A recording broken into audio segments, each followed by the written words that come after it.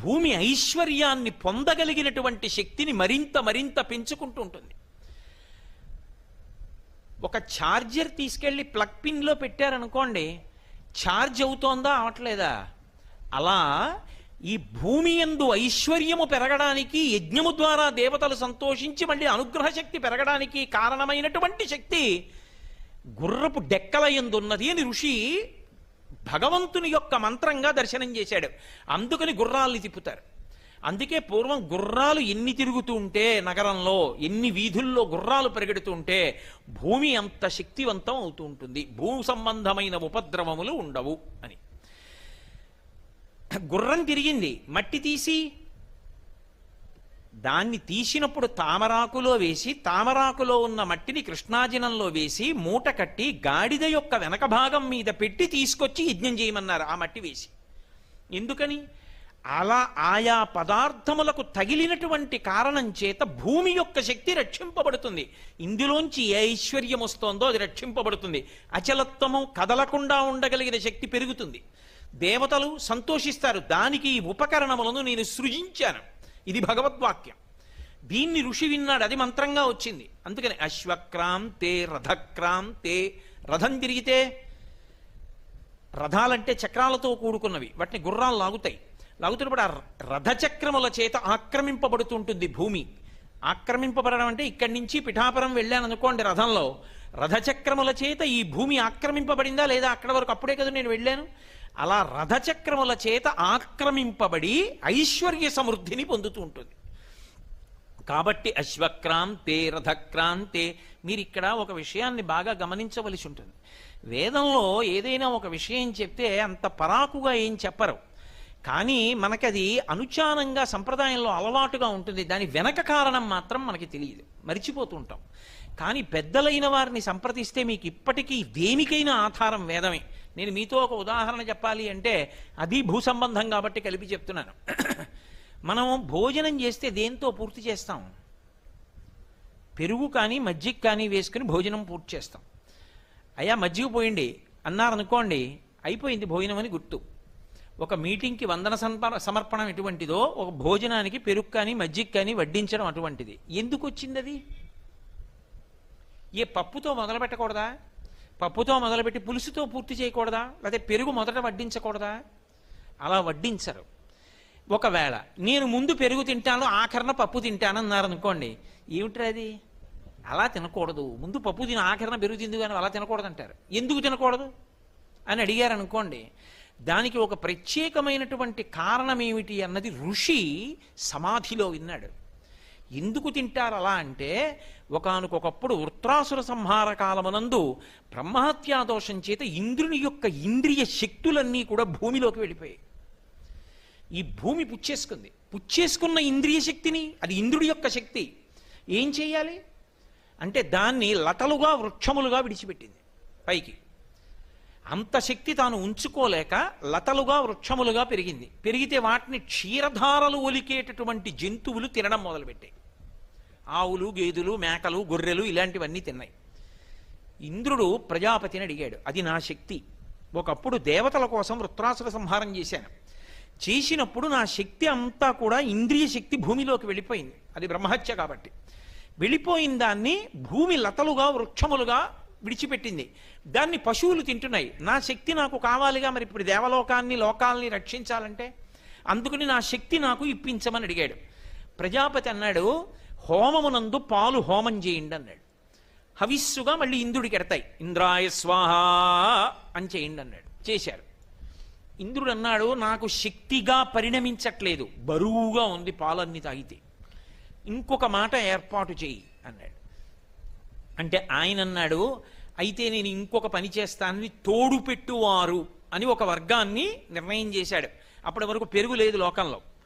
ప్రజాపతి పాలని పెరుగుగా మార్చుట అంటే దానికి మళ్ళీ ఒక నియమం చేశాడు. నేను చెప్తున్నది వేదంలోంచి ఇస్మండి, ఏదో నా సొంత కథ పెట్టకథ చెప్తున్నాను అనుకోకండి మీరు. నేను వేదంలో ఉన్న విషయం చెప్తున్నాను. పాలని పెరుగుగా ఎలా మార్చవచ్చు ఆయన కొన్ని విధానాలు చెప్పాడు.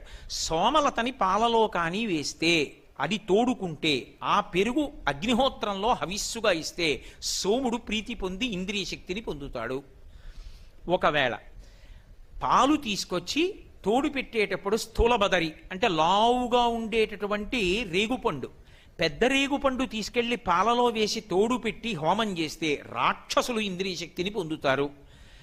ఒకవేళ అందులోకి తండులములు అంటే ఓషధులు, మనం వ్రతం అవి చేసేటప్పుడు బియ్యం పోస్తామే, ఆ తండుల రాసి కొద్దిగా తీసుకుని పాలలో వేస్తే పాలు తోడుకుంటే వాటితో హోమం చేస్తే విశ్వే దేవతలు ప్రీతి చెందుతారు. పాలలోకి పుల్లటి మజ్జిగ కొద్దిగా వేసి తోడు పెట్టి తింటే మనుష్యులు బలవంతులవుతారు. పాలలోకి పెరుగు వేసి తోడు పెట్టి తోడుకున్న పెరుగు హోమంలో వాడితే ఇంద్రుడికి శక్తి కలుగుతుంది. ఇంద్రుడికి శక్తి కలిగితే మనందరికీ శక్తి కలుగుతుంది. వేదంలో ఇంద్రుడు వేరు, అందరూ రక్షింపబడతారు. అందుకే హనుమ ప్రయాణం ప్రారంభిస్తూ కూడా ఇంద్రుడికి నమస్కారం చేస్తారు. ఆ ఇంద్రుడి యొక్క బలం పెరగాలి అంటే పెరుగుతో హోమం చేయండి అన్నాడు. ఇప్పుడు పెరుగుతో చేశారు. నాకు ఇప్పుడు ఇంద్రియ బలం కలిగింది, పెరుగుతోనే చెయ్యండి అన్నాడు. అందుకని ఏం చేస్తారంటే హోమం అంతా పూర్తి చేసేటప్పుడు ఇంద్రుడి పేరు చెప్పి పెరుగుతో పూర్తి చేసే అలవాటు వచ్చింది. అందుకే సౌభాగ్య వస్తువుల్లో కూడా ఆవు పాలు పెరుగుగా మారితే అది ఇస్తే దానివల్ల సౌభాగ్య వస్తువు అని భాస్కరరాయల వారు నిర్ణయించడానికి కారణం ఇక్కడే ఉంది. అందుకు పెరుగు ఆ స్థానం వచ్చింది. అందుకని భోజనం ఏమిటి? యజ్ఞం. అది నిశ్శబ్దంగా తింటాం. నిశ్శబ్దంగా తింటున్నప్పుడు లోపల ఉన్నటువంటి అగ్నిహోత్రం ఒకటి ఉంది. అహం వైశ్వానరో భూత్వా ప్రాణినాం దేహమాశ్రిత ప్రాణాపాన సమాయుక్తం పచాన్యన్నం చతుర్విధం. ఇక్కడే ఉన్నాడు. ఒకవేళ ఉపనయనం అవలేదు, బెంగేం లేదు, ఈ ఒక్క శ్లోకం చదువుకుని మౌనంగా భగవన్నామం చెప్తూ భోజనం చేశావు. ఇప్పుడు ఆ భోజనం చేస్తే అది యజ్ఞం అయింది. యజ్ఞం దేంతో పూర్తి చెయ్యాలని చెప్పాడు ప్రజాపతి? పెరుగుతో చేస్తే ఇంద్రుడికి శక్తి పెరుగుతుంది. ఇంద్రుడికి శక్తి పెరిగితే నీకు ఇంద్రియ శక్తి పెరుగుతుంది. ఇంద్రియ శక్తి పెరిగితే 10 మందికి ఉపయోగపడతావు, నిన్ను నువ్వు ఉద్ధరించుకుంటావు. అందుకని పెరుగుతో భోజనం పూర్తి చేయడం యజ్ఞం కాబట్టి. అంతే తప్ప పెరుగుతో మొదలెట్టి పప్పుతో పూర్తి చేయరు. పప్పుతో మొదలెట్టి పెరుగుతో పూర్తి చేస్తారు. ఇప్పుడు ఎక్కడదది? భూమికి సంబంధించిందే. భూమి నుండి మళ్ళీ భూమిలో పడిపోయిన ఇంద్రుడి ఇంద్రియ శక్తిని ఇంద్రుడికి చేర్చడానికి మార్గాన్ని సువ్యవస్థితం చేసింది ఆ ప్రజాపతి యొక్క శక్తి. అదే అమ్మవారు. ఈ కదలికలన్నిటినీ కలిపి ఈ సమాహార స్వరూపాన్ని అమ్మవారు అని పిలుస్తారు, పరదేవత అని. కాబట్టి అశ్వక్రాంతే రథక్రాంతే విష్ణుక్రాంతే వసుంధరా. ఇంత ఐశ్వర్యము ఈ భూమిలో ఎలా ఉంది అంటే విష్ణుక్రాంతే, ఇది విష్ణువు చేత ఆక్రమింపబడింది. ఎప్పుడు అంటే వామనమూర్తి రూపంలో వచ్చి బలిచక్రవర్తి దగ్గర 3 అడుగులు దానం అడిగినప్పుడు ఇంతంతైవటుడింతయై మరియుతానింతయ్య భోవీధిపై అంతై తోయుధ మండలగ్రమణ కల్లంతై ప్రభారాశిపై అంతై చంద్రునకంతయై ధ్రువునిపై అంతై మహర్వాటిపై అంతై సత్యపదోన్నతుండగుచు బ్రహ్మాండాంత సంవర్ధి అయి పెరిగిపోయాడు కదా మహానుభావుడు. అప్పుడు ఈ భూమిని అంతటినీ తన పాదం పెట్టి కొలిచాడు. ఈ భూమి విష్ణువు యొక్క పాదము చేత ఆక్రమింపబడింది కాబట్టి భూమికి ఐశ్వర్యం వచ్చింది. ఇంత శక్తిని నిలబెట్టుకుందంటే విష్ణువారాధన చేత భూమి యొక్క శక్తి పెరుగుతూ ఉంటుంది. అందుకే ఎక్కడైనా ఎప్పుడైనా ఏదైనా విష్ణు సంబంధమైంది కానీ ధర్మ సంబంధమైంది కానీ పూర్తి చేశారనుకోండి, అందరూ కలిసి సభలో ఏమని చెప్పి పూర్తి చేస్తారంటే బలం విష్ణోహ ప్రవర్ధతాం అని గట్టిగా అంటారు. విష్ణువు యొక్క బలము పెరుగుగాక అని అందరూ కలిపి చెప్పి పూర్తి చేస్తారు. రామాయణం పట్టాభిషేకం చెప్పేస్తే బలం విష్ణోహ ప్రవర్ధతాం అని పూర్తి చేస్తారు. విష్ణువు బలం పెరిగితే భూమి యందు ఐశ్వర్యం పెరుగుతుంది. భూమి యందు ఐశ్వర్యం పెరిగితే మనందరం సంతోషంగా ఉంటాం. కాబట్టి ఆమె వసుంధర.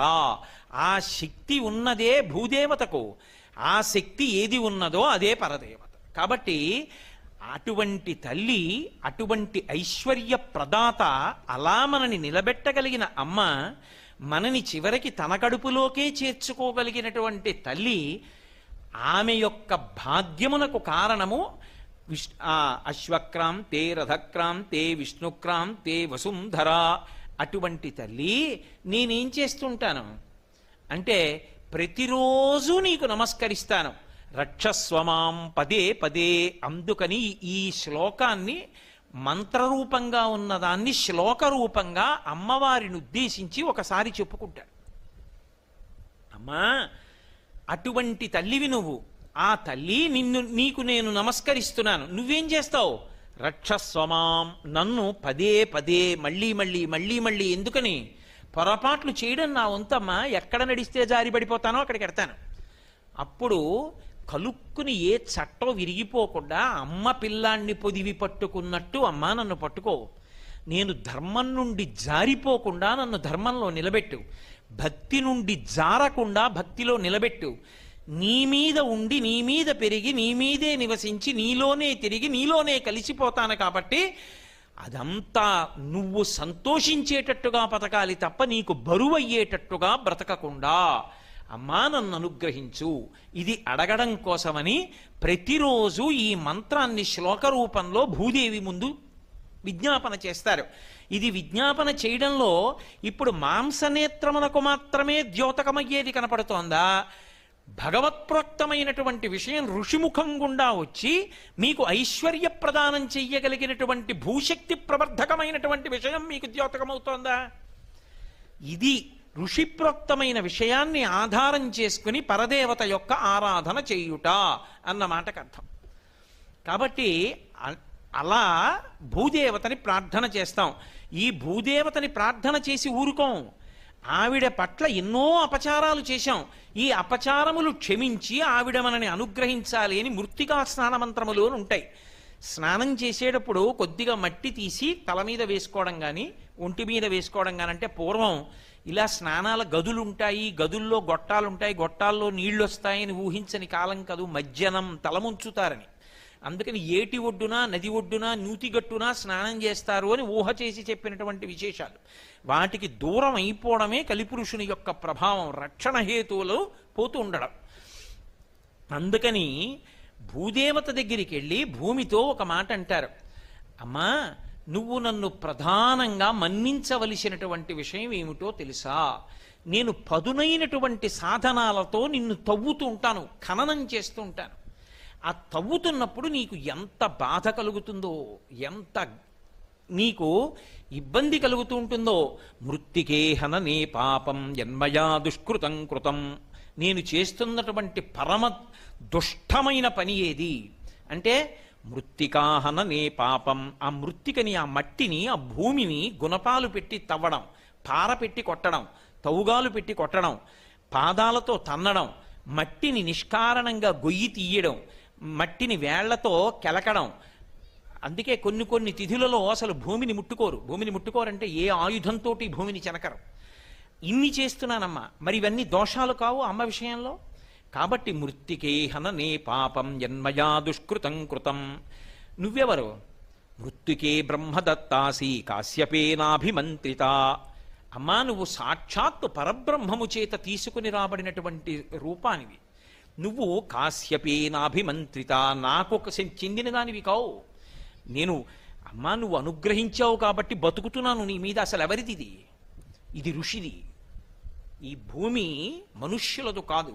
ఈ భూమికి యజమాని ఎవరు అంటే కశ్యప ప్రజాపతి. అందుకని కాశ్యపి అని దానికి పేరు. అందుకే మృత్తికే బ్రహ్మదత్తాసి కాశ్యపేనాభిమంత్రిత అన్నాడు ఋషి. ఎందుకని? పరశురాముడు ఈ భూమినంతటినీ గెలిచేశాడు. అప్పుడు క్షత్రియులందరినీ ఓడించినప్పుడు ఈ భూమి పరశురాముడిది అయిపోయింది. పెద్ద యజ్ఞం చేశాడు పరశురాముడు. చేసినప్పుడు ఈ భూమినంతటినీ ధారబొయ్యాలన్నాడు. దానికి తగిన బ్రహ్మవేత్త దొరకద్దు. కశ్యప ప్రజాపతిని పిలిచి కశ్యప ప్రజాపతికి దానం చేసేసాడు. ఇదన్నమమా అని నీళ్లు విడిచిపెట్టాడు. విడిచిపెడితే కశ్యప ప్రజాపతి పుచ్చుకున్నాడు. ఈ భూమి కశ్యప ప్రజాపతిది, దానం పుచ్చుకున్నాడు. కాబట్టి కాశ్యపి ఆయన అన్నాడు, నువ్వు నాకు దానం చేసేసావు, దానం చేసేసిన దాన్ని ఇక నువ్వు అనుభవించకూడదు, దోషం వస్తుంది. కాబట్టి నువ్వు ఈ భూమి మీద ఉండకెళ్ళిపో అన్నాడు. మరి ధర్మం నిలబడద్దు.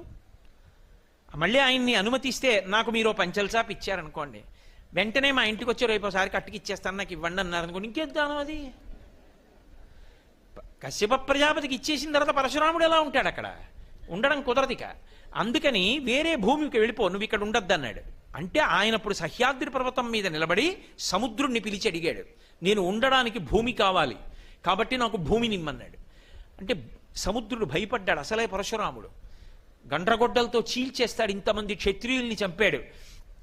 నేను ఎక్కువిస్తే అంతెందుకంటావేమో, తక్కువిస్తే ఏం అంత తక్కువ ఇచ్చావంటావేమో, రెండూ భయమే. నువ్వే బాణం వేయి, ఎక్కడ పడితే అక్కడ వరకు నేను వెనక్కి వెళ్ళిపోతానన్నాడు. నాలో ఉన్న భూమి నీకు ఇచ్చేస్తాను. అప్పుడు బాణం వేశాడు. అది ఎక్కడ పడిందో అక్కడ వరకు సముద్రం వెనక్కి వెళ్ళింది.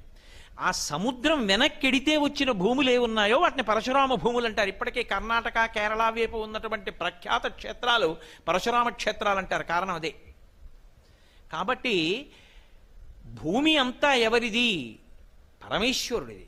పరమేశ్వరుడు పరశురామావతారంగా వచ్చినప్పుడు ఎవరికి ఇచ్చాడు? కశ్యప ప్రజాపతికి ఇచ్చాడు. నాకు చెందిన దానివి కావు, కానీ ఋషి అనుగ్రహించాడు. ఒరే, ఋషి ధర్మాన్ని మీరు పాటించండి, భూమి బాగుంటుంది, మీరు బాగుంటారు, తరిస్తారు, కాబట్టి ఉండండి భూమి మీద నన్ను అనుగ్రహించాడు. నేనేం చేస్తున్నాను? తెల్లవారి లేస్తే చేసేదంతా నిన్ను ఇబ్బంది పెట్టడమే. మృత్తికే హననే పాపం జన్మయా దుష్కృతం కృతం మృత్తికే బ్రహ్మదత్తాసి కాశ్యపేనాభిమంత్రిత. అటువంటి తల్లి, నువ్వు నన్ను అనుగ్రహించు. ఎలా అనుగ్రహించాలి? నాకు కావలసినంత పుష్టిని అనుగ్రహించు. పుష్టి అంటే లోపల బలాన్ని ఇయ్యి, మనసుకి తేజస్సుని ఇయ్యి, బయట ఐశ్వర్యాన్ని ఇయ్యి. అలా ఎందుకు ఇవ్వాలి? వై సర్వే ప్రతిష్ఠితం, నీ యందు సర్వము ప్రతిష్ఠింపబడింది, నీ యందు లేనిదేదీ లేదు. ఇందాక చెప్పే కదా వసుంధర అన్న మాటకు అర్థం, అన్నీ నీ యందే ఉన్నాయి. అటువంటి తల్లి, మృత్తికే దేహి మే తుష్టిం, ఓ భూమి నాకు తుష్టినియ్యి, ఇచ్చి అన్నీ నీలో ఉన్నాయి కాబట్టి నన్ను అనుగ్రహించు. అందుకే ఋషి దర్శనము అన్న మాటే అంత గొప్పగా ఉంటుంది. మీరు చూడండి, శ్రీ సూక్తంలో ఒక మంత్రం ఉంటుంది, అది భూసంబంధం. అమ్మవారికి గంధం అలంకారం చేసేటప్పుడు ఆ మంత్రం చెప్తుంటాం. గంధద్వారాం దురాదర్శాం నిత్యపుష్టాం కరీషిణీం ఈశ్వరీం సర్వభూతానాం తామిహోపహ్వజే శ్రియం అని. ఆ మంత్రం అమ్మవారికి గంధం అలదడానికి వాడతాం, కానీ అసలు ఆ మంత్రం ఎవరిదో తెలుసా? భూదేవతకి సంబంధించింది. ఋషి దర్శనం చేశాడు. గంధద్వారాం దురాదర్శాం. మనకి పంచతన్మాత్రలను ఉంటాయి, పృథివీ ఆపస్తేజో వాయురాకాశాలను ఆశ్రయించి శబ్ద స్పర్శ రస రూప గంధములు ఉంటాయి. వాసన ఎక్కడుంటుంది అంటే భూమిలో ఉంటుంది. వాసన అన్నదంతా భూమికి చెందినది. ఉంది కాబట్టి అక్కడ మల్లెతీగ పెట్టాననుకోండి, మల్లెతీగ నుంచి వచ్చిన పువ్వు అంత సౌరభంతో ఉంటుంది. జాజి పువ్వు జాజి సౌరభంతో ఉంటుంది. అది ఎందులోంచి వచ్చింది? భూమిలోంచి వచ్చింది. జాజి తీగకి ఒక మామిడి పండు పండింది అనుకోండి, దాని వాసన ఒకలా ఉంటుంది. ఓ పనస పండు పండింది అనుకోండి, దాని వాసన ఓలా ఉంటుంది. మామిడి పండు దాచచ్చు, పనస పండు దాచలేము. దేని వాసన దాని. వాసనలన్నీ ఎక్కడి నుంచి వచ్చాయి?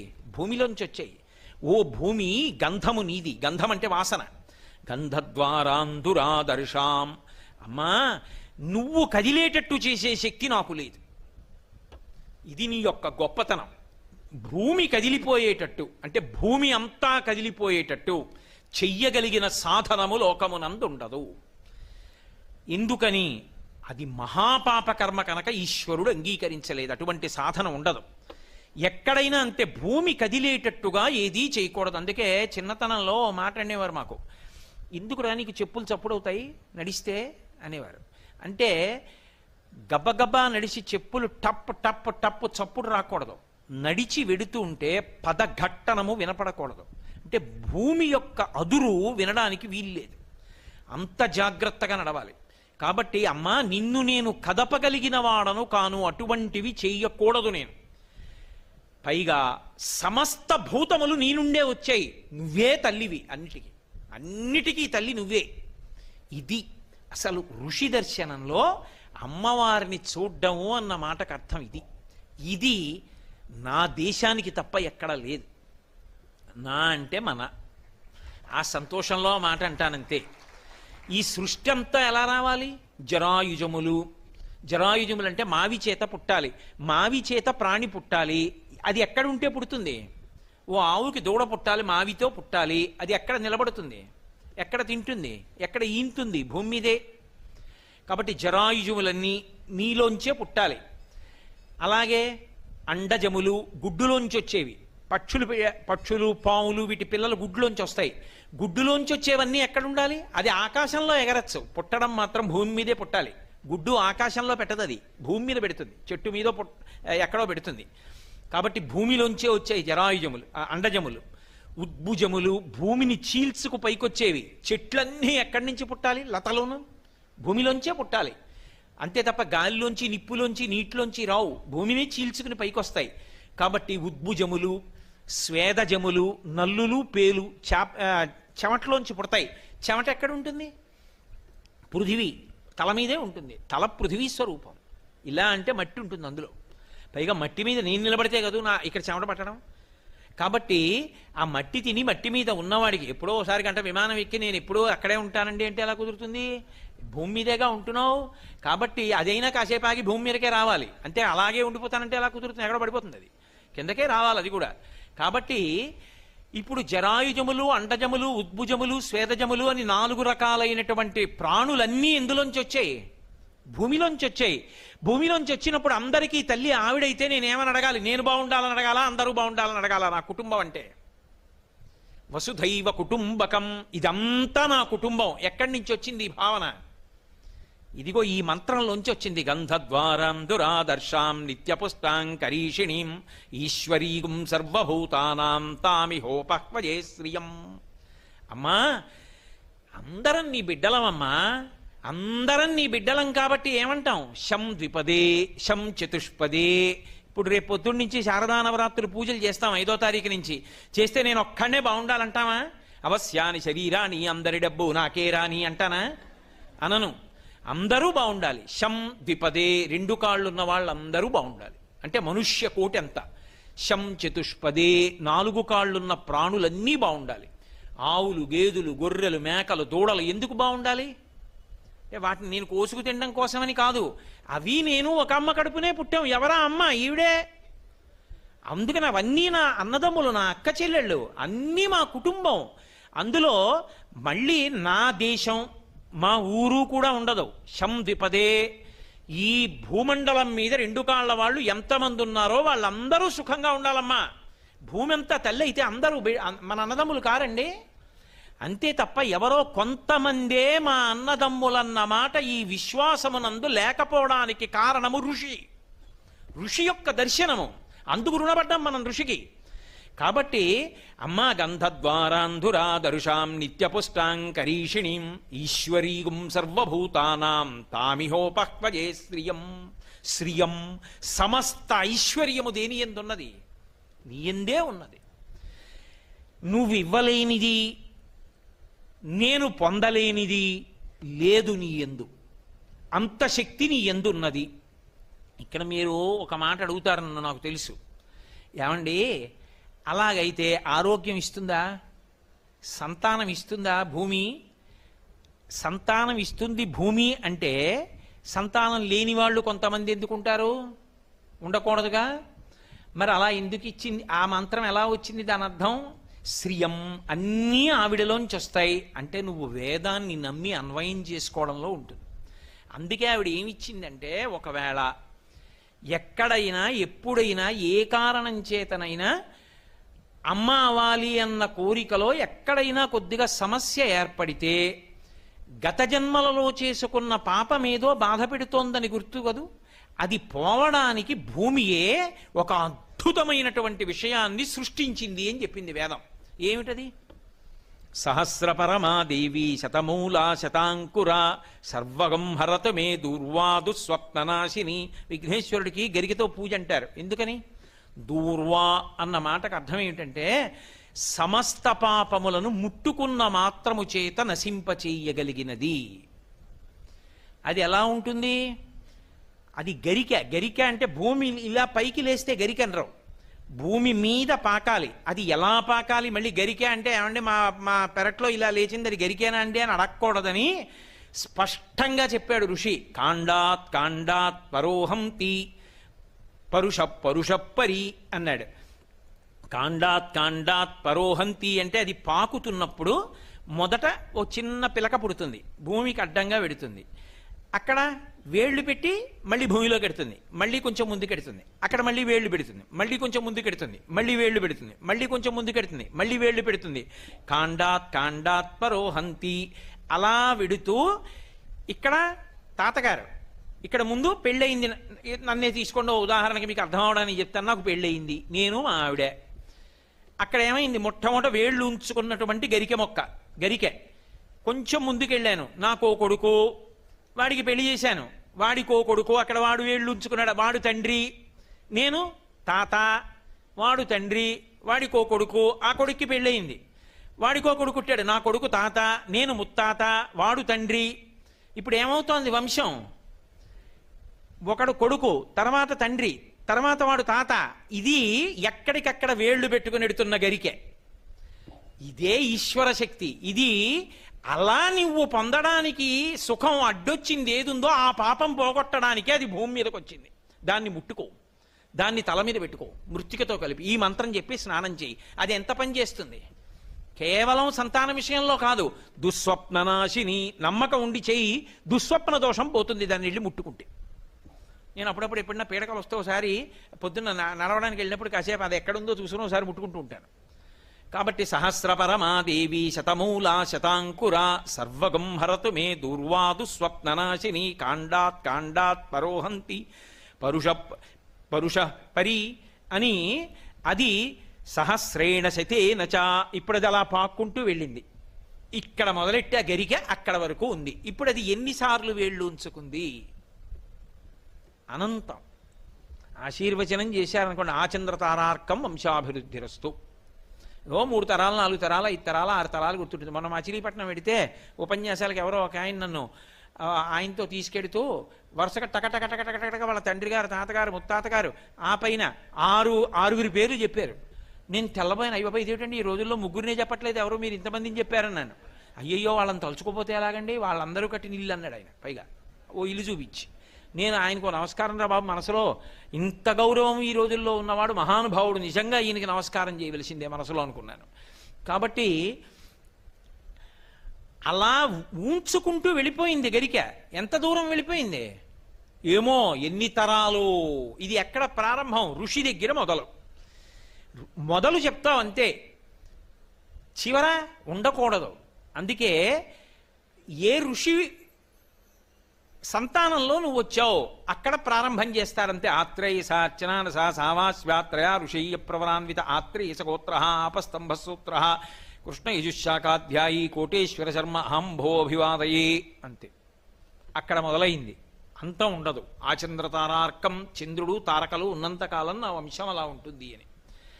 ఇది భూమి యొక్క గొప్పతనం. అందుకని వసుంధర. ఎవరిచ్చారు ఇవన్నీ? అమ్మవారే.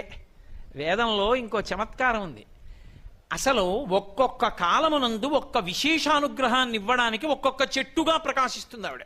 ఈ శారదా నవరాత్రుల్లో శమీవృక్షంగా ప్రకాశిస్తుంది. వెంకటేశ్వర స్వామి వారికి కూడా కులదైవం. అందుకే శమీవృక్షం నీడలో కూర్చుని ఏమైనా చదువుకుంటే చాలు, అమ్మవారి పాదాల దగ్గర కూర్చున్నట్టే అని చెప్తారు పెద్దలు. ఆ శమీవృక్షంగా అమ్మవారు వచ్చింది, పార్వతీదేవి వచ్చింది. బిల్వవృక్షంగా లక్ష్మీదేవి వచ్చింది. తులసి చెట్టుగా సాక్షాత్తుగా లక్ష్మీనారాయణులే ఆవిర్భవించారు. రావి చెట్టుగా బ్రహ్మ విష్ణు మహేశ్వరులు వచ్చారు. అంకోల వృక్షంగా పరబ్రహ్మతత్వం వచ్చింది. అందుకే ఒక్కొక్క చెట్టుకి ఒక్కొక్క గొప్పతనం. రసో వైసహ, మళ్ళీ పరబ్రహ్మతత్వం ఆనందమయమైనటువంటిది, రాశీభూతమై ఘనమైతే రసహ, రసాలము, మామిడి చెట్టు. అందుకే అన్ని శుభాలకి దాన్ని వాడతాం. కాబట్టి ఇప్పుడు ఇన్ని శక్తులతో కూడుకున్నటువంటి ఈ వసుంధర, ఈ భూదేవత, ఈ శక్తులు, ఈ శక్తుల యొక్క సమాహార స్వరూపం ఏది ఉన్నదో ఆ తల్లికి నమస్కారం చేస్తున్నాను. ఆవిడ శర్వాణి. పైకి నువ్వు భూమి దున్నితే ఆవిడలో మళ్ళీ మళ్ళీ పండించగలిగిన శక్తి నుండి అన్నం ఎందుకంత ఉండాలి, దగ్గర నుంచి ఉంది. ఒకప్పుడు సృష్టి చేస్తే ప్రజాపతి దగ్గర నుంచి వెళ్ళిపోయారు అందరూ, మాకు అన్నం లేదని. అప్పుడు ప్రజాపతి ప్రార్థన చేశాడు, ఈ భూమి ఎందా శక్తి ఉండాలని. తర్వాత పృథు చక్రవర్తి నిలబెట్టాడు. అందుకే ఓషధీతత్వంతో ఎన్ని మాటలు దున్ని ఎన్ని మాటలు వేయండి మళ్ళీ పండుతూ ఉంటుంది. అలా ఆవిడ పెట్టగా, అమ్మ రే పుట్టినప్పుడు ఏడిస్తే పాలిచ్చాను కదా, ఆ పెళ్ళికి వెళ్ళి రావాలి మా తమ్ముడింట్లో పెళ్ళికి అని చెప్పి పిల్లాన్ని వదిలి వెళ్ళిపోతుందా? ఏడిచినప్పుడల్లా పాలిస్తుంది అమ్మ. ఏడిచినప్పుడల్లా ఇస్తుంది, చచ్చే వరకు పెడుతుంది అమ్మ భూమాత. ఆఖరికి అమ్మ నుండి వచ్చినా అమ్మలోకి కలవడు, ఈవిడ నుండి వచ్చి ఈవిడిలోకి కలుస్తాడు. ఎంత గొప్ప తల్లి! ఇది ఋషి దర్శనం. ఆమెలో అమ్మవారిని దర్శనం చేసి 2 చేతులెత్తి నమస్కరించాడు. అటువంటి అమ్మ, నువ్వు నాకు బాహ్యమునందు శరీరాన్ని పోషించు, ఆంతరమునందు ధర్మాన్ని పోషించు, ఆంతరమునందు నా శక్తిని నిలబెట్టు, ఆంతరమునందు నాకు నీ యందు భక్తిని కటాక్షించు. కృతజ్ఞతతో పండింది తింటున్నాను, ఇచ్చింది అనుభవిస్తున్నాను, కదలకుండా ఉంది కాబట్టి భోగం అనుభవిస్తానన్న బ్రతుకు నాకు వద్దమ్మా.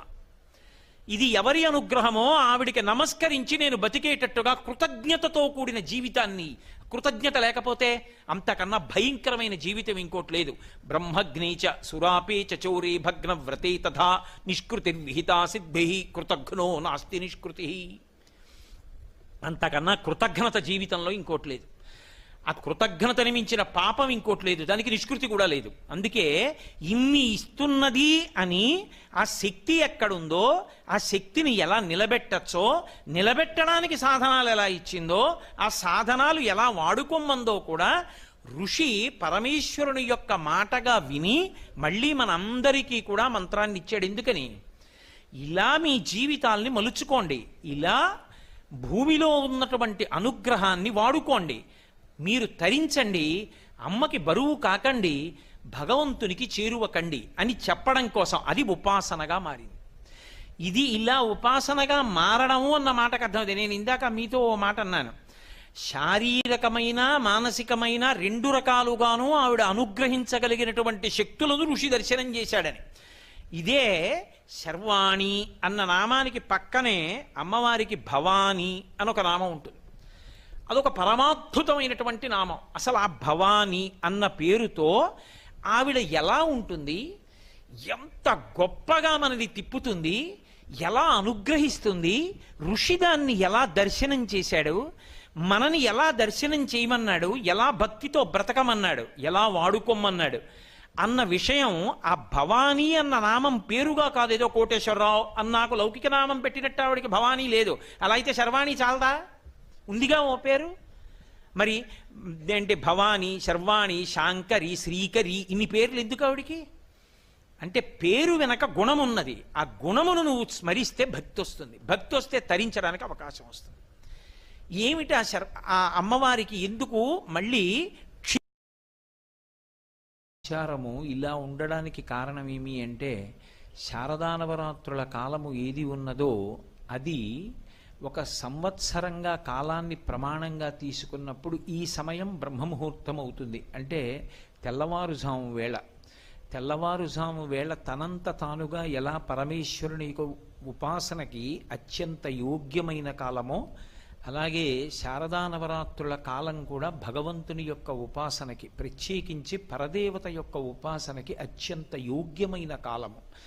ఎందుచేత అంటే శక్తి తమోగుణ రజోగుణాల వైపుకి వెళ్ళిపోయినట్టయితే దాని వలన మనిషి అభ్యున్నతి పథంలో నడవలేడు. తమోగుణ రజోగుణాల వైపుకి వెళ్లకుండా సత్వగుణం వైపుకి ప్రయాణం చేస్తే మనుష్య జన్మ యొక్క సార్థక్యాన్ని పొందడానికి అవకాశం ఉంటుంది. మనిషి జన్మ యొక్క ప్రధాన ప్రయోజనం ఏమి అంటే భగవంతుణ్ణి పొందడమే. అలా భగవంతుణ్ణి పొందుట లేదా పొందడానికి కావలసినటువంటి జన్మ పరంపర తరిగిపోవుట, చాలా జన్మలు ఎత్తవలసిన అవసరం లేకుండా కనీసం జన్మల సంఖ్య తక్కువ కావాలి అంటే ఆ ఉపాసనలో భగవంతుడు మనకి ఏ శక్తినిచ్చాడో ఆ శక్తి సత్వగుణంతో ఉపయోగపడాలి అంటే దానికి ప్రారంభంలో అమ్మవారి యొక్క ఉపాసన చేత రజోగుణ తమోగుణాలు నశిస్తాయి అని. అందుకే ఆవిడ మహిషాసుర మర్దనం చేస్తుంది. అటువంటి తల్లిని ఈ కాలమునందు ఉపాసన చేస్తే ఆవిడ యొక్క అనుగ్రహం విశేషంగా ప్రసరించేటటువంటి కాలం ఈ కాలము. ఎందుచేత అంటే మళ్ళీ అంటున్నాను ఇంకొకసారి, ఒక రోజులో తెల్లవారుజాము కాలం ఎలా భగవదుపాసనకి అత్యంత యోగ్యమైన కాలమో, కాలంలో సంవత్సరాన్ని ఒక ప్రమాణంగా తీసుకున్నప్పుడు, ఒక రోజుగా భావన చేసినప్పుడు తెల్లవారుజాము కాలం లాంటిదే శారదానవరాత్రుల కాలం. అందుకే అది ఉపాసనకి అత్యంత యోగ్యమైన కాలం. భగవతి అపారమైనటువంటి కరుణామయి, రెండు అపారమైనటువంటి శక్తివంతురాలు. మీరు ఏ శక్తి పేరు చెప్పండి, ఆ శక్తులన్నీ ఏదో ఒక శక్తిలోంచి ఉత్పన్నమై ఉంటాయి. దానిని ఆదిశక్తి అని పిలుస్తారు. ఇప్పుడు ఈ మైక్ గట్టిగా మాట్లాడాలన్నా విద్యుత్ శక్తి ఉండాలి, దీపాలు వెలగాలన్నా విద్యుత్ శక్తి ఉండాలి, పంఖాలు తిరగాలన్నా విద్యుత్ శక్తి ఉండాలి. ఇన్నిటికీ ఆధారభూతమైనటువంటి ఆ శక్తి ఒకటి ఉంటే ఈ ఉపకరణములన్నీ పనిచేస్తాయి. అలాగే ఆ తల్లి యొక్క అనుగ్రహము ఈ శరీరమునందు ఉంటే ఇది అనేక రకములుగా పనిచేస్తుంటుంది. అసలు దీనికి ఆకలిస్తోంది, ఇందులో పదార్థమైపోయింది, కాబట్టి ఇంకా కొంత పదార్థం వెయ్యి అని చెప్పగలిగినటువంటి ప్రక్రియ ఒకటి నడవడం ఆరోగ్యం. అందుకే యాదేవి సర్వభూతేషు క్షుధారూపేణ సంస్థిత నమస్తస్యై నమస్తస్యై నమస్తస్యై నమో నమః. ఆ తల్లి ఆకలి రూపంలో శరీరంలో ఉండి నువ్వు తిన్నటువంటి పదార్థం పూర్తయిపోయింది కాబట్టి మళ్ళీ కొంత పదార్థాన్ని వెయ్యి అని అడుగుతుంది.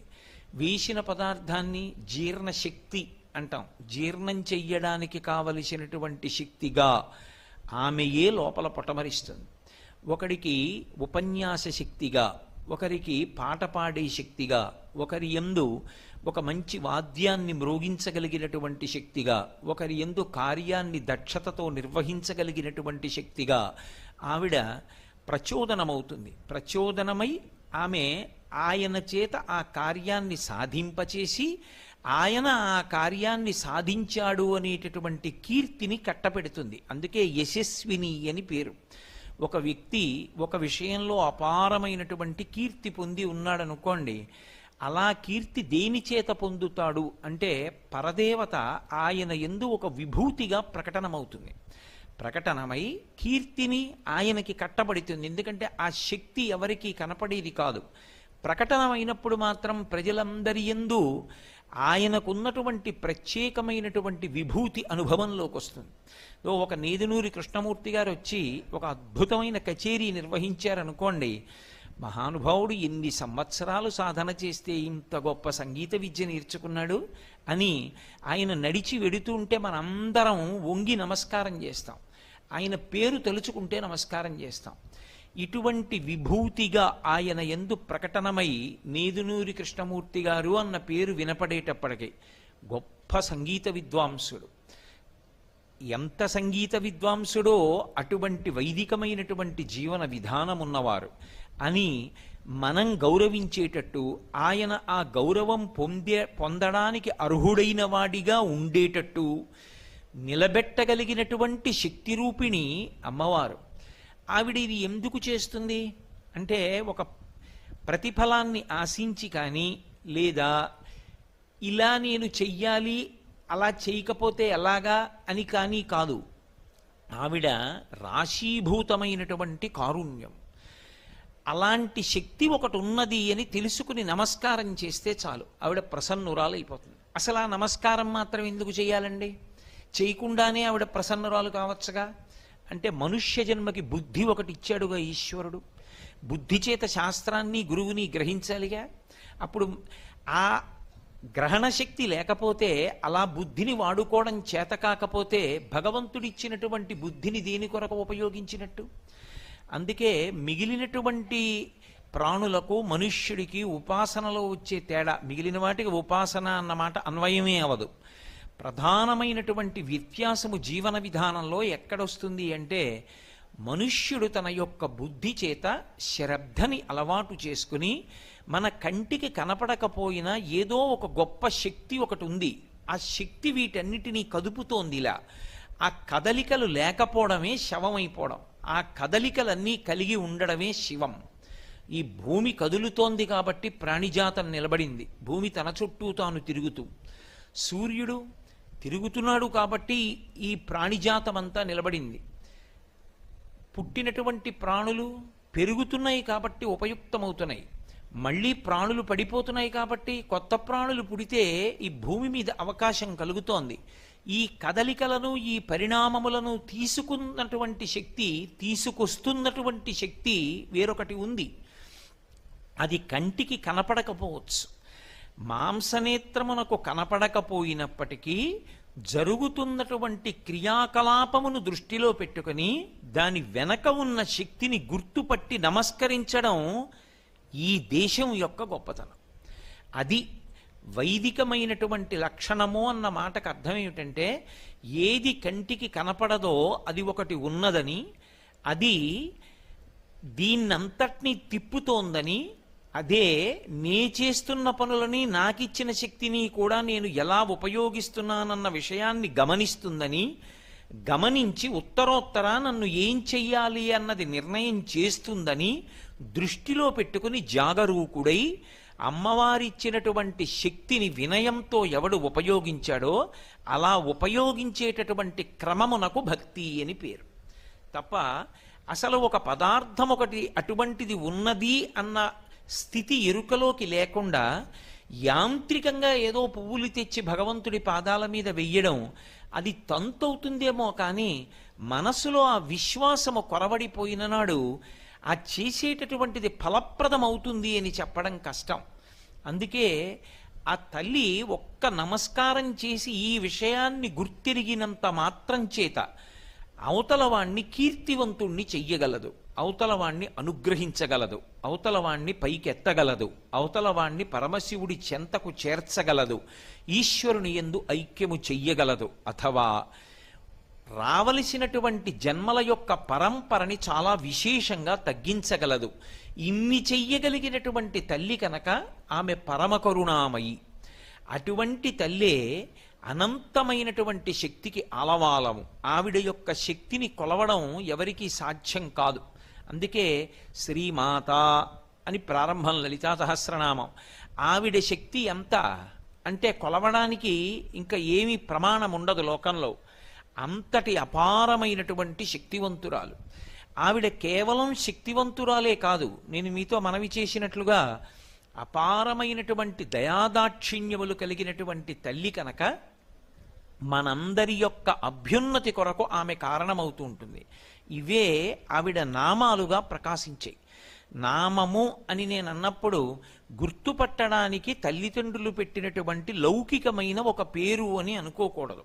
ఇప్పుడు ఈ కోటేశ్వరరావు అనబడేటటువంటి శరీరం ఒకటి ఉంది, దీనికి లౌకిక నామము అంటారు. అంటే తల్లిదండ్రులు ఒక పేరు ఉంచారు. ఎందుకని అంటే ఎంతమందిలో ఉన్నా పిలిస్తే ఆ పేరుతో తాదాత్మ్యత పొందడానికి, ఆ పేరు చేత గుర్తింపబడడానికి వీలుగా ఒక పేరు ఉంచుతారు. అది లౌకికమైనటువంటి నామం. కానీ భగవంతుడికి వచ్చేటటువంటి నామాలు అలా రావు. ఆయనవి గౌణములు. గౌణములు అంటే ఆయన యొక్క గుణములను ఆవిష్కరిస్తాయి. ఆయన అనండి, ఆవిడ అనండి, భగవత్ తత్వమునందు లింగభేదమునకు అవకాశం ఉండదు. స్త్రీ పురుష నపుంసక మూర్తియును కాక, తిర్య కమర నరాది మూర్తియును కాక, కర్మ గుణ భేద సదసత్ప్రకాశి కాక, వెనుకనందుయుతానగు విభుతలంతు అంటారు పోతన గారు భాగవతంలో. అది ఒక కాంతి స్వరూపం. దాన్ని మీరు ఏ పేరు పెట్టి పిలవండి పలుకుతుంది. అందుకే దానికి లింగభేదం ఉండదు ఆ భగవత్ శక్తికి, ఆ భగవత్ తత్వానికి. అటువంటి భగవత్ తత్వము ఏదైతే ఉందో అది ఉదారమై అపారమైనటువంటి ఉద్ధరణ హేతువులైనటువంటి కొన్ని గుణములను ప్రకటనం చేస్తూ ఉంటుంది. భక్తులను ఉద్ధరించడానికి కొన్ని గుణాలు బయటికి వస్తూ ఉంటాయి.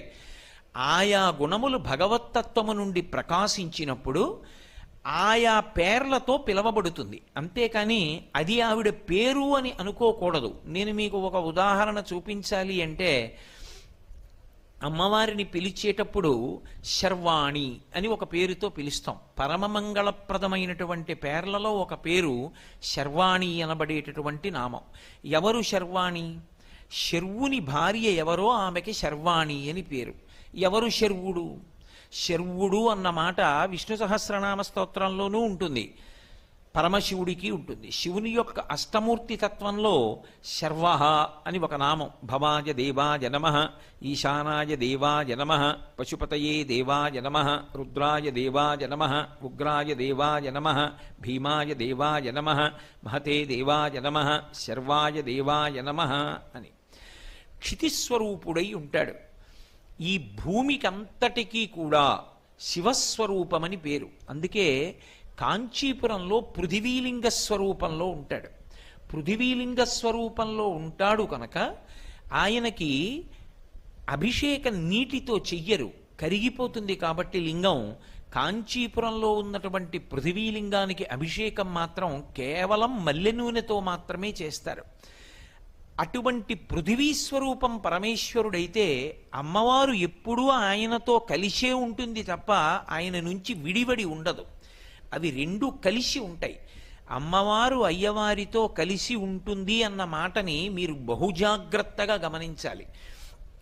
కలిసి ఉంటుంది అంటే రెండుగా ఉండి ఒకటైనది కాదు, ఒకటిగా ఉండి రెండు కానిది అని అర్థం చేసుకోవాలి. ఒక ఉదాహరణకి నేను పాలు అన్నాను అనుకోండి, పాలకి తెలుపు ఎప్పుడు వచ్చింది ఆ ప్రశ్న ఉండదు. పాలంటేనే తెలుపు, పాలు తెల్లగా అయినవి ఉండదు. పాలు అన్నప్పుడే తెల్లగా ఉన్నాయి. పాల నుండి తెలుపుని విడదీయగలవా? సాధ్యం కాదు. దీపము, దీపములకు కాంతి ఎప్పుడు వచ్చింది? ఆ ప్రశ్న ఉండదు. దీపము అన్నప్పుడే అగ్ని శిఖ కాంతి కలిసి ఉన్నాయి. ఇప్పుడు దీపము నుండి కాంతిని వేరు చెయ్యగలవా? చెయ్యలేవు. వజ్రము అని నేను అన్నాను అనుకోండి, వజ్రము, వజ్రము యొక్క కాఠిన్యము, ఈ రెండు వేరువేరు కావు. వజ్రము కాఠిన్యాన్ని ఎప్పుడో సంతరించుకోవడం కాదు, వజ్రం ఎప్పుడుందో కాఠిన్యం అప్పుడే ఉంది. వజ్రము నుండి వజ్రము యొక్క కాఠిన్యాన్ని వేరు చేయగలవా? చేయలేవు. వజ్రం వజ్రేన భిన్నయేత్, వజ్రము వజ్రము చేతనే బదలవుతుంది. కాబట్టి అవి రెండూ ఎప్పుడూ కలిసి ఉంటాయి. అలా కలిసి ఉంటేనే లోకమునకు ఉపయోగము, లేకపోతే దానికి ఉపయోగం ఉండదు. దానినే శివశక్తులు కలిసి ఉండుట అని పిలుస్తారు. మీకు ఇంకా బాగా అర్థమయ్యేటట్టు చెప్పాలి అంటే, అవి రెండూ ఎప్పుడు కలిశాయన్న మాట రాదు. రెండుగా ఉండి ఒకటి కానిది, ఒకటి రెండుగా చేయబడనిది. ఇంకొకలా మాట్లాడాలంటే, అసలు అలా రెండూ కలిసి ఉండకపోతే ఉపయోగము కానిది. అది శివం.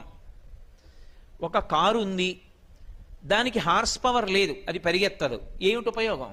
ఇప్పుడు దాన్ని కారు అని ఎవరన్నా పిలుస్తారా? దాన్ని ఎవరన్నా వాడుకుంటారా? అది పేరుకి కారు, అది ఎందుకు పనికిరాదండి అంటారు.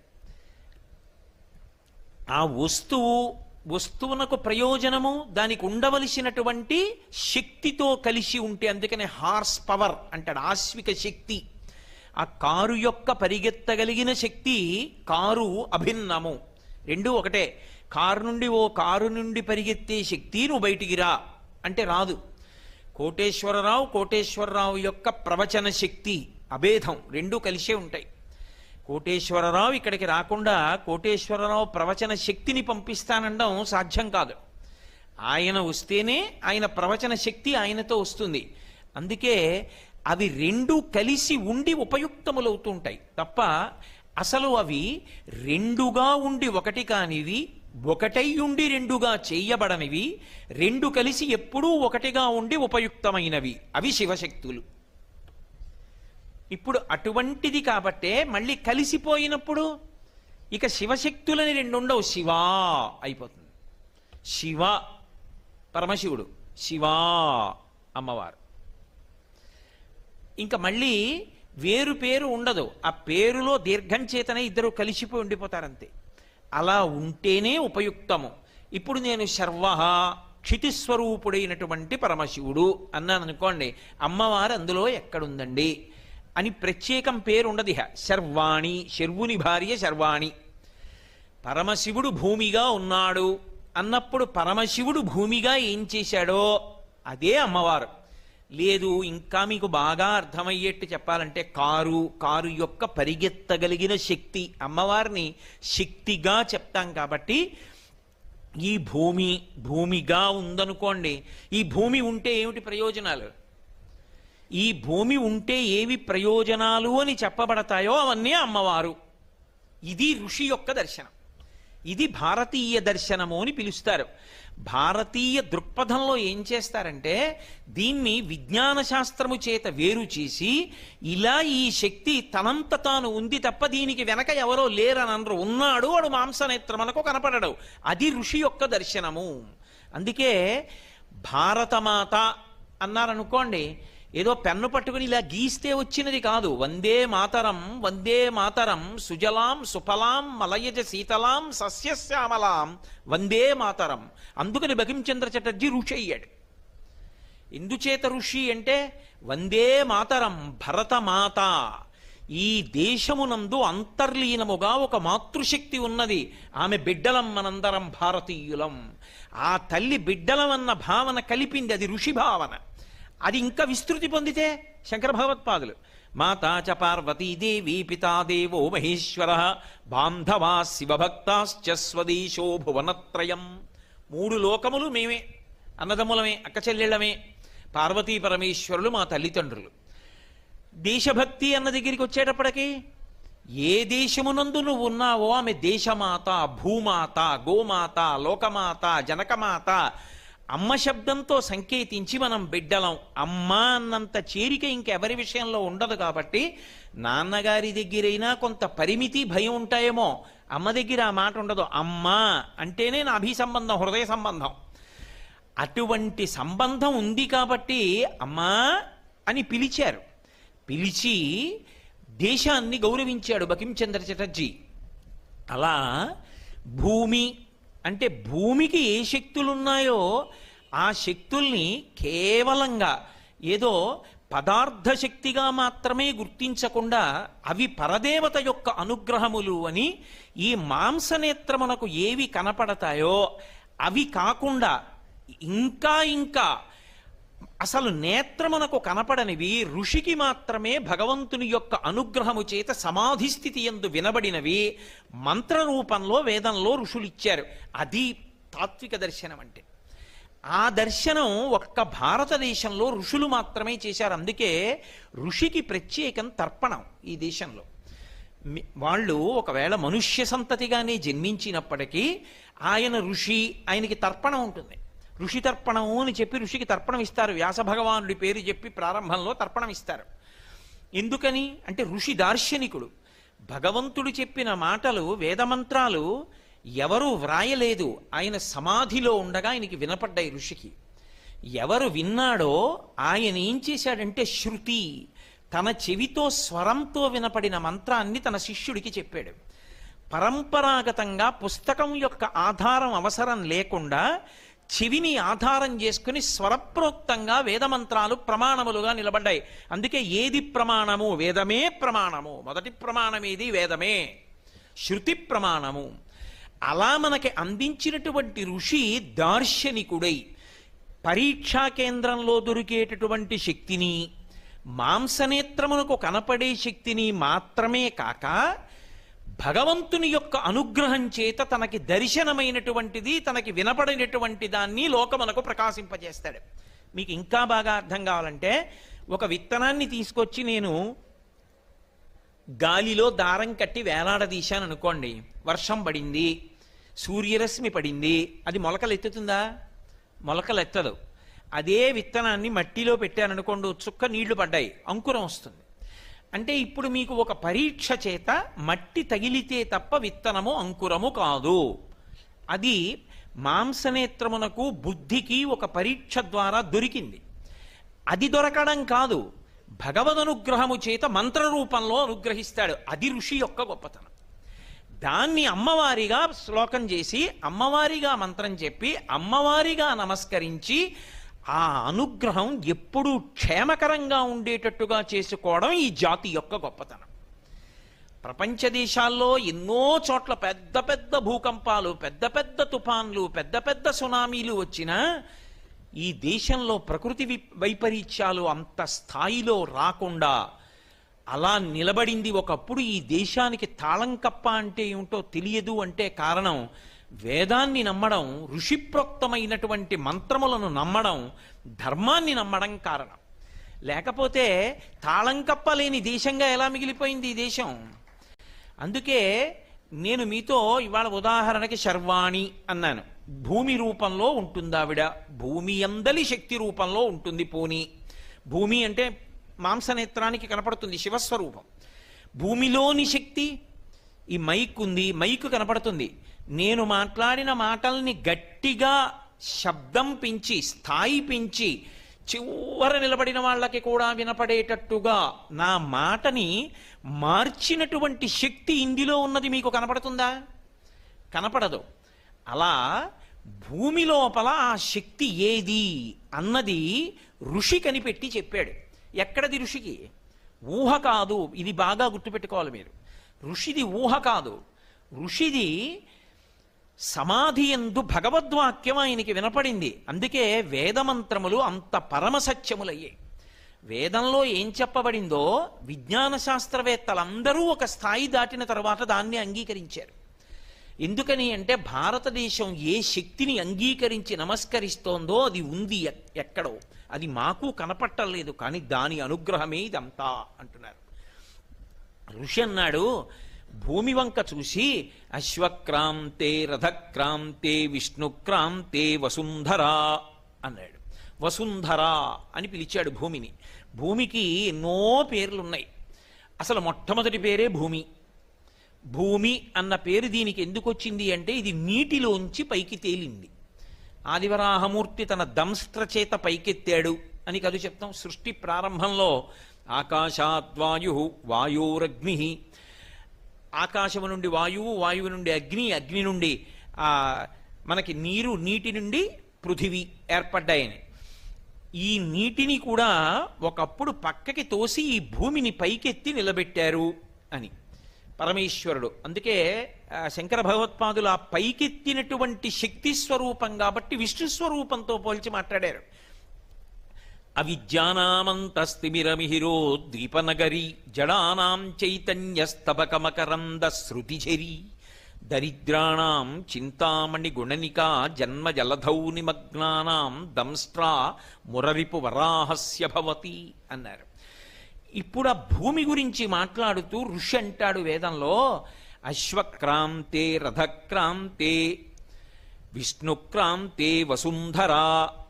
వసుంధరా భూమికి ఒక నామం. భూమి మొదటి నామం. ఎందుకని అంటే ఇది నీటి నుండి పుట్టింది కాబట్టి భూమి. ఇది వసుంధర ఎందుకైంది? దీనికి ఆ పేరు ఎందుకు రావాలి వసుంధర అని? అంటే భూమికి వసుమతి అనొక పేరు, వసుంధర అనొక పేరు. వసుమతి అన్న మాటకి ఏమిటంటే అర్థం, అసలు ప్రపంచంలో ఐశ్వర్యము అని నువ్వు ఏది పిలుస్తున్నావో అది ఎక్కడ నుండి రావాలి? దీని నుండే రావాలి. ఇది దీని నుండి కాకుండా వేరొక భూతము నుండి రాదు.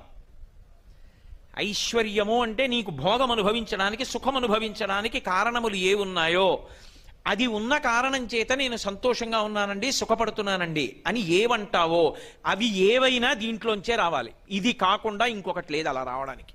ఉన్నవే పంచభూతాలు, పృథివాపస్ తేజో వాయురు ఆకాశాలు. ఈ ఐదిటిలో నీకు సుఖకారకములైనవన్నీ ఇందులోంచే వస్తాయి. అసలు సుఖకారకం అవడానికి ముందే ఉండాలి. ఇదోటి ఉండాలా ఈ శరీరం?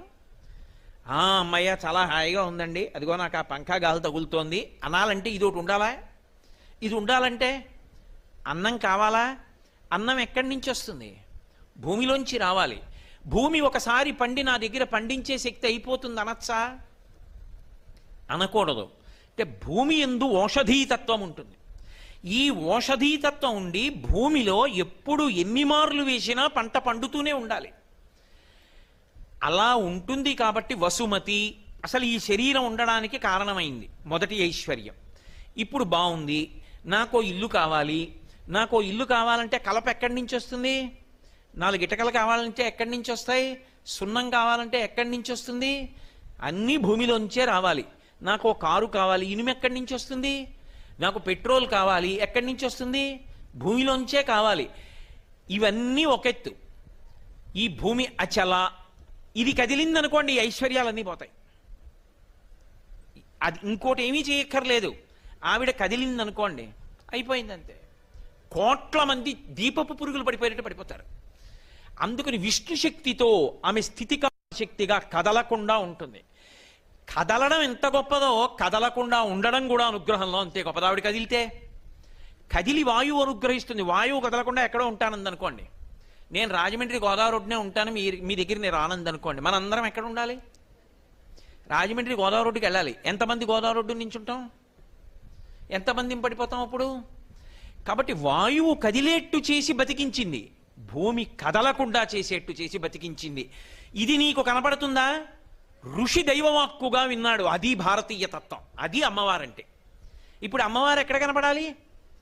ఈ భూమి కదలకుండా ఉండడంలో నా బ్రతుకులో అమ్మవారుంది, నా కడుపులో ఆకలిలో అమ్మవారుంది, నా దాహంలో అమ్మవారుంది, నా మాటలో అమ్మవారుంది, నా చూపులో అమ్మవారుంది, నా కదలికలలో అమ్మవారుంది, నా సమాధిలో అంటే నేను కదలకుండా కూర్చున్న ధ్యాన స్థితిలో అమ్మవారుంది. అమ్మవారు కానిదేది ఉంది ఇప్పుడు? ఆవిడ అనుగ్రహం సత్వగుణం వైపుకి వెళ్ళకపోతే ఈ కదలికలన్నీ తప్పుడు మార్గంలోకి వెళ్ళిపోతాయి. నువ్వు పాడవుతావు, 10 మంది పాడవుతారు, అశాంతికి కారణమవుతాడు. ఇది అమ్మా నాకు ఇచ్చిన శక్తులు సక్రమ మార్గంలో పెట్టు. ఇందుకు అమ్మవారి ఆరాధనలు. ప్రకృతి నుండి జీవుడి వరకు ఆవిడే కదపాలి సక్రమంగా. ప్రకృతి విలయతాండవం చేసిందనుకోండి, ఉండవలసినట్టు ఉండకుండా మారిందనుకోండి ప్రకృతి, అదే విలయం. గాలి ప్రసన్నంగా కదిలిందనుకోండి, సుఖకారకం. వాయు ప్రాణ సుఖం వాయు. వాల్మీకి మహర్షి రామాయణం చేస్తూ అంటారు, అసలు ఉన్నాడు వాయువే. యావత్ పవనో నివసతి దేహే తావత్ పృచ్చతి కుశలంగేహే గతపతి వాయో దేహాపాయే భార్యాభిభ్యతి తస్మిన్ కాయే. ఊపిరి తీసి ఊపిరి విదిలి పెడితే ఉన్నాడు ఉన్నాడంటారు. ఆ గాలి తీకపోతే వెళ్ళిపోయాడంటారు. ఆ గాలి చక్కగా మెల్లగా వీస్తే సుఖకారకం. ఆ గాలి విపరీతమైన వేగంతో వేస్తే ప్రభంజనం, అంటే విరగ్గొట్టేస్తుంది. ఏదడ్డొచ్చిందో అవన్నీ విరిగి కింద పడిపోతాయి. అంతే, చెట్లు విరిగిపోతాయి, పెద్ద పెద్ద దీపపు స్తంభాలు ఉరిగిపోతాయి, జనం ఎవరు రోడ్డు మీదకి నడవరు, ఇళ్ళు ఎగిరిపోతాయి, పెంకుటిళ్ళు కూలిపోతాయి. ఏమైంది? నష్టం జరిగింది. అదే మామూలుగా చక్కగా వీచింది గాలి, అందరూ సుఖంగా ఉన్నారు. ఇప్పుడు అది ఎంత వేగంతో ఉండాలో అలాగే ఉండాలి అంటే ఆ కదలికల వెనక ఉన్న శక్తి పట్ల నీకొక కృతజ్ఞత ఉండాలి. అది ఋషివాక్యం. ఆ కృతజ్ఞత లేకుండా అనుభవిస్తానంటే ఆవిడకి ఓనాడు కోపం వస్తుంది. వీడు కృతజ్ఞుడు, నా అనుమతి లేని నాడు వీడికి ఎన్నున్నా ఆపుకోలేడు, వస్తుందని తెలుసుకోగలడేమో. భూకంపం వస్తుంది అని తెలుసుకోగలవేమో, భూమి కంపించకుండా చేయగలవా? తుఫాన్ వస్తుందని తెలుసుకోగలవేమో, తుఫాన్ రాకుండా చేయగలవా? గాలి గంటకి 120 కిలోమీటర్ల వేగంతో వీస్తుందని తెలుసుకోగలవేమో, దీపపు స్తంభం ఒరగకుండా చూసుకోగలవా? విపరీతమైనటువంటి వర్షం కుండపోతగా కురుస్తుందని తెలుసుకోగలవేమో, వాన కుండపోతగా కురవకుండా ఆపగలవా? ఆపగలిగిన తల్లి ఒకతుంది, ఆమె కారుణ్యమూర్తి. ఆమె పట్ల కృతజ్ఞతతో ఉంటే చాలా, ఆవిడ ఉందని తెలిసి నమస్కరిస్తే చాలు. అందుకు ఈ దేశంలో అమ్మవారిని ఆరాధించడం వచ్చింది. అది అలా చేస్తే ఉంటుందా? అది మూర్ఖత్వం కాదు, అది ఋషివాక్యం. ఉన్నదటువంటి ఆదిశక్తి ఒకరు. కాబట్టి ఇప్పుడు సమస్త భోగములు ఇందులో ఉన్నాయి. బతుకు నుండి ఐశ్వర్యము నిలబడ్డం వరకు ఈమె యందే ఉన్నాయి. శర్వాణి భూమిలో ఉన్నాయి. అందుకని ఆమె వసుమతి, వసుంధర. సమస్త ఐశ్వర్యము ఆమె యందున్నది, ఐశ్వర్యమును ఆమె ధరించి ఉన్నది. కాబట్టి ఆవిడ అనుగ్రహిస్తే తీసిస్తుంది, ఆవిడ అనుగ్రహించకపోతే ఇవ్వదు. కలిగి ఉండడం వేరు, కలిగి ఉన్నది తనదిగా ఉండడం వేరు. నా దగ్గర ఉన్నవన్నీ నావి కావు. బ్యాంకులో ఒక ఆయన ఉద్యోగం చేస్తూ వెళ్ళి క్యాషియర్ పదవిలో కూర్చుని 10 లక్షలు తెచ్చి అక్కడ పెట్టాడు. అయ్యో పాపం ఆకలితో ఉన్నాడండి, చాలా మంచి ఆయన, భగవంతుడిని నమ్ముకున్నాడు, ఇల్లు లేదు, ఓ 6 లక్షలు ఇచ్చి ఓ ఫ్లాట్ కొనుక్కోమంటానని చెప్పి పిలిచి ఇచ్చేయగలడా? ఉన్నా ఆయనది కాదు, ఆయన ఇవ్వలేడు. ఆయన కొన్ని నియమాలకి లోబడి ఉన్నాడు. ఇస్తే ఎందుకు ఇచ్చాడో, ఎలా ఇచ్చాడో చెప్పాలి. ఆఖరణ మిగిలిందెంతో చెప్పాలి. పుచ్చుకుంటే ఎందుకు పుచ్చుకున్నాడో చెప్పాలి. పుచ్చుకోకూడని రీతిలో పుచ్చుకోకూడదు, ఇవ్వకూడని రీతిలో ఇవ్వకూడదు. నియమాలకి లోబడి చెప్పాలి. భూమాత తనదిగా కలిగినది తాను ఇవ్వగలిగినది. తనదిగా కలిగినది తనకి కోపం వస్తే ఇవ్వడం కాదు, ఇచ్చినది కూడా పుచ్చుకోగలిగినది. అలా కాకుండా ఉండడానికి ఆవిడ పూజ. అందుకు ఆవిడ అనుగ్రహాన్ని అపేక్షించడం. కాబట్టి వసుమతి, వసుంధర, విశ్వంభర, అవి ఆవిడ పేర్లు.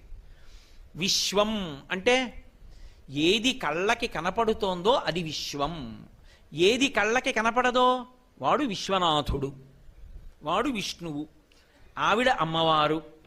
కాబట్టి ఇప్పుడు ఆవిడే విశ్వంభర. ఈ జగత్తునంతటినీ ఎవరు భరిస్తున్నారు? ఇంతమందిని, ఇన్ని వాహనాల్ని. అందుకే ఆవిడికి గోత్ర అని ఒక పేరు. పర్వతముల చేత ఆచ్ఛాదింపబడుతుంది. అన్ని పర్వతాల్ని ఎవరు మోస్తున్నారు?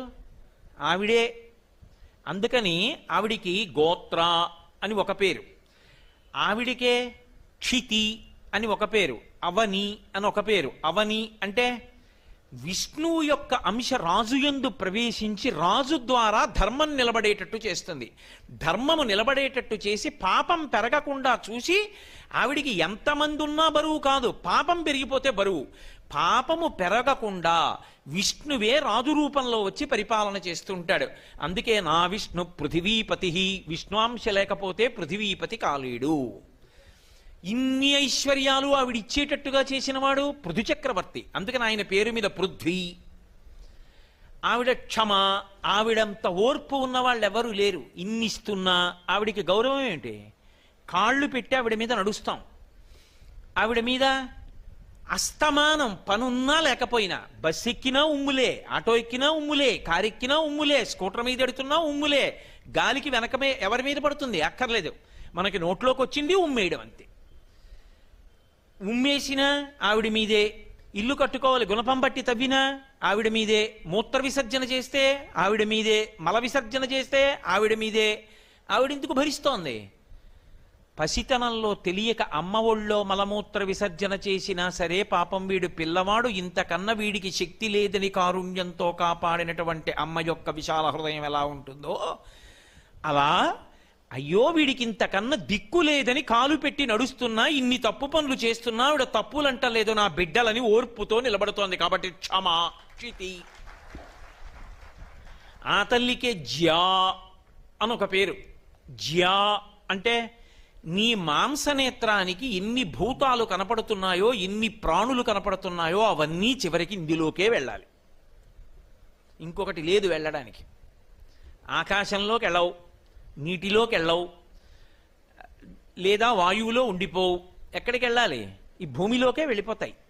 ఈ భూమి స్వరూపమంతా ఏమిటంటే, ఎన్ని సంవత్సరముల నుండి, ఎన్ని వేల సంవత్సరముల నుండి ఎన్ని ప్రాణులు ఇందులోకి వెళ్ళిపోయాయో. దుర్వాసన లేకుండా, ఆనవాలు లేకుండా, భయపడవలసిన అవసరం లేకుండా తనలోకి కలుపుకుంటుంది ఇన్నిటిని. జ్యా, ఆవిడలోంచే మళ్ళీ పుడుతుంది మంగళప్రదంగా ప్రాణి. ఇన్నిటికీ ఆధారభూతము ఆ తల్లే. ఆ తల్లి అందులో శక్తిగా ఉండి ఇన్నిటిని ప్రచోదనం చేస్తోంది, ఉత్పాదనం చేస్తోంది. ఆ కంటికి కనపడకుండా ఇవన్నీ చేస్తున్నటువంటి తల్లి ఉందే, వాటిని గుణములుగా ఋషి కీర్తించాడు. అప్పుడు నామములుగా వచ్చాయి. లేకపోతే భూమికి భూమి ఒక పేరు చాలుగా, ఇవన్నీ ఎందుకు అంటే అవి ఆవిడ గుణములు. ఆ గుణములు ఎక్కడి నుంచి వచ్చాయంటే వెనక ఉన్నటువంటి శక్తి యొక్క విస్ఫోటనము. ఆవిడ అనేక రకాల అనుగ్రహాలన్నిటినీ కలిపి నామాలుగా పిలిచాడు. ఇప్పుడు ఇవన్నీ నామాలు తలుచుకుంటే ఒక భక్తి ఏర్పడుతుంది. ఆ భక్తి ఏర్పడితే నిద్రపోయిన వాడు లేచినప్పుడు కాలు పెట్టలేడు. అమ్మా ఇంత గొప్పదానివి జగన్మాత, నీ మీద కాలు పెడుతున్నానమ్మా, నా బతుక్కి తప్పట్లేదు, నన్ను క్షమించు, ఒక నమస్కారం చేసి దిగుతాడు. ఇది భారతీయ దృక్పథము, ఇది భారతీయత, ఇది ఋషి దర్శనము అంటారు. ఋషి అలా దర్శనం చేసి మనల్ని అలా నడిపాడు. నడపడానికి ఆధారం భగవంతుని నుండి వినబడిన మంత్రం. అశ్వక్రాంతే రథక్రాంతే విష్ణుక్రాంతే వసుంధరా. ఎంత వాడుకున్నా ఐశ్వర్యం ఎందుకు తరగదు ఈ భూమిలోంచి? ఎంతుందండి? ఎవడైనా చెప్పచ్చు మొత్తం ప్రపంచంలో ఎంతమంది జనాభా ఉన్నారు, 10, 100, 1000 అటు ఇటు వేసి ఇంతమంది ఉన్నారని చెప్పచ్చు. ఆడవాళ్ళు ఎంతమంది చెప్తారు, మగవాళ్ళు ఎంతమంది చెప్తారు, శిశువులు ఎంతమంది చెప్తారు, మధ్యతరగతి వాళ్ళు ఎంతమంది, నిరుపేదలు ఎంతమంది, పేదలు ఎంతమంది, ఐశ్వర్యవంతులు ఎంతమంది, కరెంటు వాడుకుంటున్న వాళ్ళు ఎంతమంది, వాడుకోని వాళ్ళు ఎంతమంది, అన్ని లెక్కలు చెప్తారు. ఇందులో ఎంత పెట్రోల్ ఉంది ఎవరు చెప్తారు? వాడుకోవడం తప్ప ఎవడికి తెలిసి ఎంత ఉందో? ఎవడికి తెలిసి ఇందులో ఎంత బొగ్గు ఉందో? ఎవరి యొక్క ఊహకి కానీ ఎవరి యొక్క లెక్కకి కానీ అందదు. ఎన్ని కోట్ల మంది వాడుకుంటున్నారు. అయిపోయింది ఇక లేదన్న మాట ఆవిడందా? ఆవిడ అనదు. ఈ శక్తి ఎక్కడి నుంచి వస్తోంది అని అడిగాడు ఋషి. అది దైవము యొక్క వాక్కు. ఎక్కడి నుంచి వస్తోంది అన్నాడంటే, ఈ భూమి గొప్పతనం ఇది. అశ్వక్రాంతే, గుర్రాలు తొక్కినందువల్ల వచ్చింది. అందుకే శ్రీ సూక్తంలో అమ్మవారి గురించి చెప్తూ అశ్వపూర్వాం రథమధ్యాం హస్తినాద ప్రబోధినీం అంటారు. ముందు గుర్రం ఎడుతోందంటారు. ఎందుకని అంటే ఒక్కొక్క ప్రాణి యందు ఒక్కొక్క విశేష శక్తి ఉంటుంది. అలా ఉంటుందా అండి అంటే, నీ కంటికి దొరికితే ఒప్పుకొని, దొరుకుతుంటే ఒప్పుకోనంటే కుదరదు. అది ఋషి దర్శనం. ఒక నెమలి ఉంది, దానికి పింఛం విప్పి నృత్యం చేసే శక్తి ఉంది. ఒక చామరీ మృగం ఉంది, భగవంతుడు కూడా ఉల్లాసం పొందేటట్టుగా చామరం వేస్తే సంతోషించగలిగినటువంటి శక్తి ఉంది. ఒక గాడిది ఉంది, బరువులు మొయ్యగలిగిన శక్తి ఉంది. ఒక గుర్రం ఉంది, దానికి ప్రత్యేక విభూతి ఏమిటి అని అడిగారు. అడిగితే యజ్ఞం చేసేటప్పుడు హోమగుండం కట్టినప్పుడు దేవతలందరూ యజ్ఞశాలలోకి వచ్చి కూర్చోవాలంటే ఆ యజ్ఞశాలలోకి వచ్చి కూర్చోడానికి వీలుగా కావలసినటువంటి మట్టి తెచ్చుకోవడానికి 2 జంతువులు ఉపయోగపడుతున్నాయి. ఒకటి గుర్రం, 2 గాడిద. ఈ రెంటికి తగలాలని చెప్పారు. అశ్వక్రాంతే అన్న మాటకు అర్థం అది. ఎక్కడ నుండి అటువంటి మట్టి తెస్తారో అక్కడికి వేదమంత్రాలతో వెడతారు.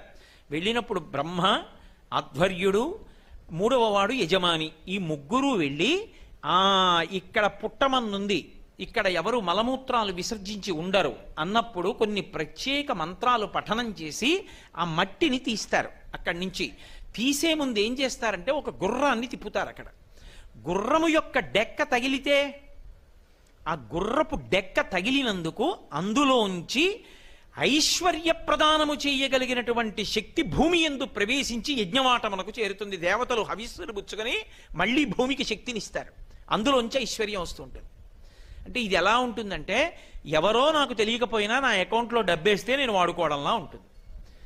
దీనికి ఆధారభూతం ఇది. అశ్వక్రాంతే, ఈ భూమి యొక్క గొప్పతనం ఎక్కడున్నది అంటే గుర్రముల చేత ఆక్రమింపబడుతుంటుంది. అందుకే పూర్వం రథము, గుర్రం వాడేవారు. ఎక్కడికైనా వెళ్ళాలి గుర్రానికి అంత గౌరవం ఎందుకు వచ్చింది అంటే గుర్రము యొక్క డెక్కల స్పర్శ చేత